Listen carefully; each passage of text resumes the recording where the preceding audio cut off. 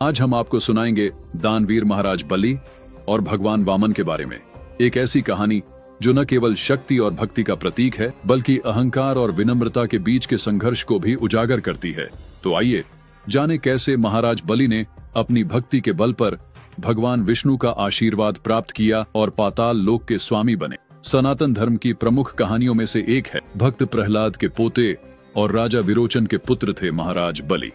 राजा विरोचन की पत्नी सुरोचना ने महाराज बलि को जन्म दिया था। विरोचन के बाद महाराज बलि ही दैत्यों के अधिपति हुए और उन्हें दैत्यराज बलि भी कहते हैं। एक बार की बात है जब समुद्र मंथन के बाद देवगण बहुत शक्तिशाली हो गए थे, तब देवासुर संग्राम हुए। उस संग्राम में देवताओं द्वारा महाराज बलि और उनकी दैत्यों और असुरों वाली सेना का भी नाश हो गया। उस युद्ध में इंद्र के वज्र द्वारा बलि की मृत्यु निश्चित हो गई थी।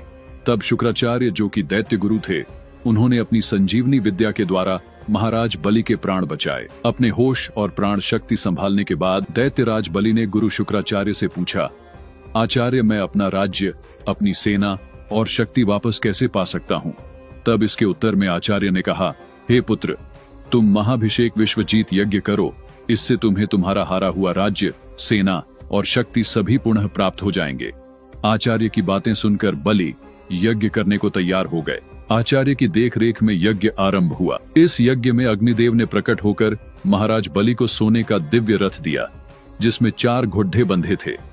वह रथ हवा की गति में दौड़ने की क्षमता रखता था। साथ ही साथ यज्ञ से बलि को दिव्य धनुष, बाणों से भरा तरकश और अभिद्ध कवच प्राप्त हुआ।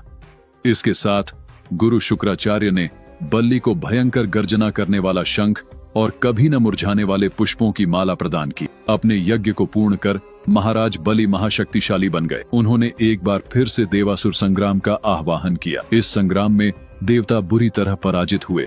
दैत्यराज बलि यह संग्राम जीतकर स्वर्ग के राजा बन गए। अपनी विजय और बल का अहंकार भी उनके अंदर जन्म लेने लगा, जो पिछले हार के साथ सुप्त यानी सो गया था। युद्ध के बाद उन्होंने अपने गुरु शुक्राचार्य से कहा, हे आचार्य, आपके कहे का पालन कर मैंने अपना राज्य, बल और सेना वापस पा ली है। अब मैं आपसे कुछ और भी जानना चाहता हूँ। यह सुनकर आचार्य ने कहा, निसंकोच पूछो वत्स।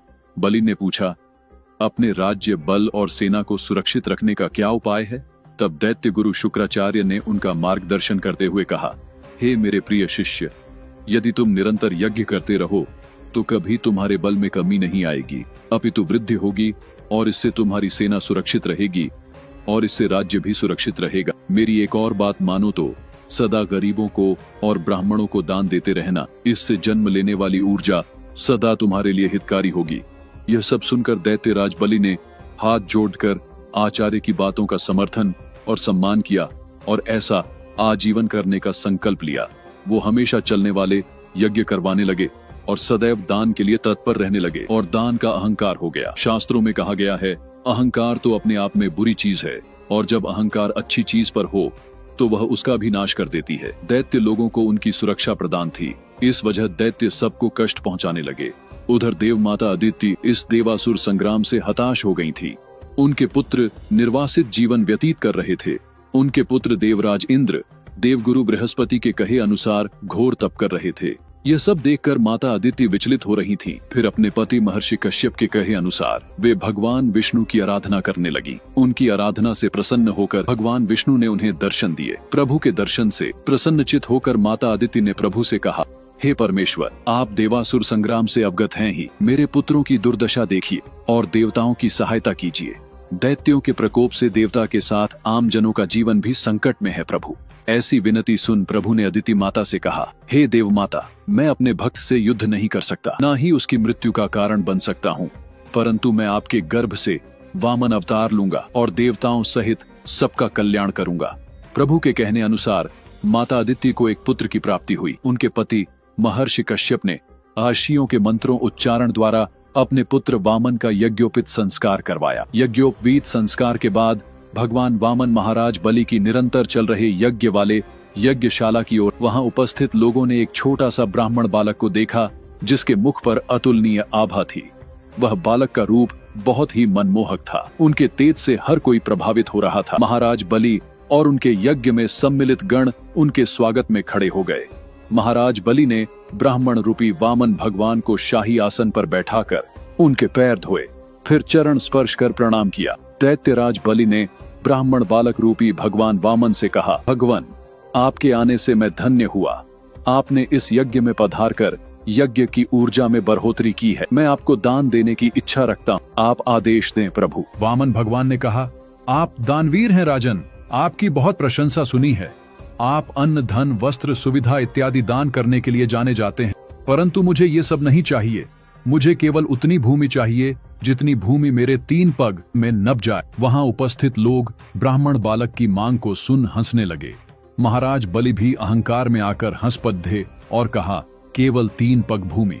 फिर हाथ जोड़कर वामन देव से और भी कुछ मांगने का आग्रह किया, परंतु वामन देव 3 पग भूमि पर अड्ढे रहे। फिर जैसे ही अहंकार में अंधे महाराज बलि ने दान देने के लिए हाँ में हाँ भरी और आगे बढ़े, तभी उनके गुरु शुक्राचार्य ने उनसे कहा, हे बलि, ये बालक ब्राह्मण कोई और नहीं, स्वयं श्री हरि विष्णु हैं।